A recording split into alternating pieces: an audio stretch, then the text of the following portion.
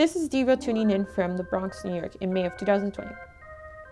This is the making of my dirty video mixer by Karl Klomp. While synthesizing video recently using computer software, I came about a design for a simple DIY video mixer called the Dirty Video Mixer. It's a design from creator Karl Klomp, and this video is a look into my process as a person with absolutely no prior experience making anything like this. I started this project off by drawing this graph illustrated in Eva Landry's video on how to make Karl Klomp's dirty video mixer. I drew it several times so that I could get familiar with what I would be doing once I had the physical items. I ordered everything from a local New York City store called Tinkersphere.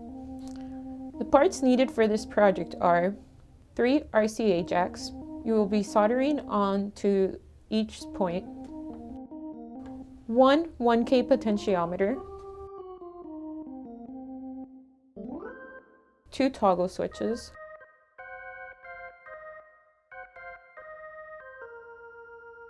cable, a project box. Here's mine. Isn't she beautiful? When in a time of crunch, hot glue gun works perfect to drill holes into your project box, if it's plastic, that is. Also, soldering iron, wire cutters, and whatnot. To start off, I worked on my ground cable. Eva Landry makes a point about joining the cables together, and I do admit that that did help me.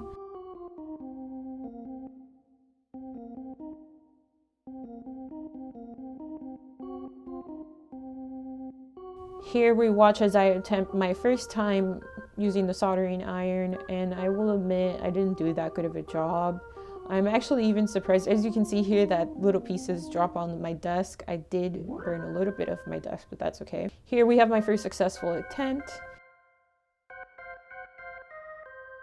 And look at this really cool magnifier that I got from Tinkersphere. And here I moved on to the toggle switches, and unlike how Eva Landry did it in her video, I kind of just put the cable pieces together and then connected them separately to the switches, connected everything together with the switches, and then moved on to the RCA's connectors, which were already connected by the ground cable. I don't know if this is the smarter way of doing it, I just know that this is the way I did it.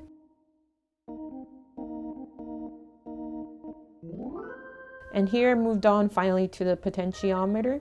I was kind of scared about this one because I only had one potentiometer, but somehow it's worked out just fine. As you can see, there are many scraps of fallen solder on my desk. If you're a child, please have an adult do this for you. If you're an adult, please have an adult do this for you. One thing I ended up liking about this project is finding out about the word potentiometer. I didn't know that word before, and frankly, I love that word now.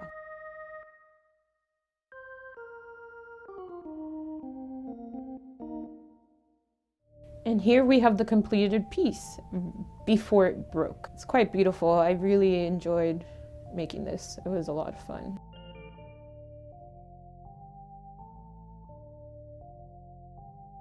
And so I started putting it into my project box so that I could see how it all worked out. And here it is, ain't she a beaut. I really had a lot of fun making this. I thought it would be harder than it turned out to be.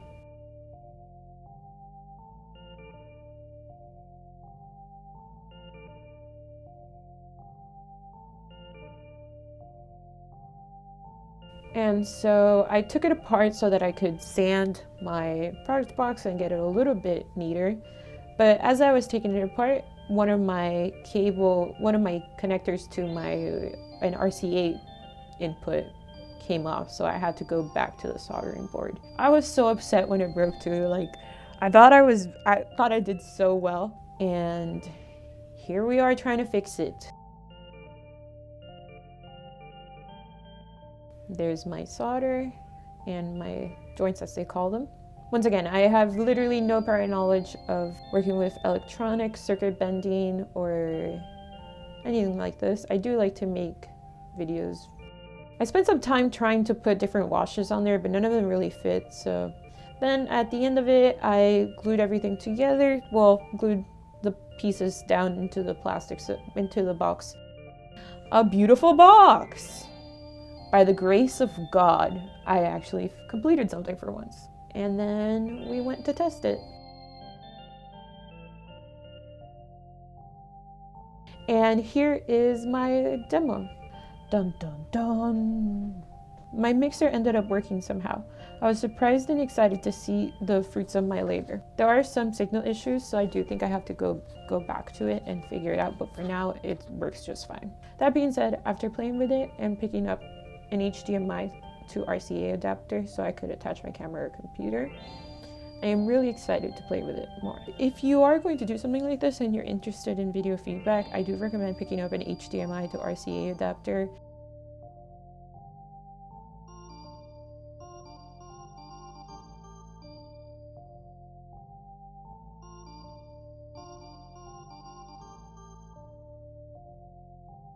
Thanks for watching!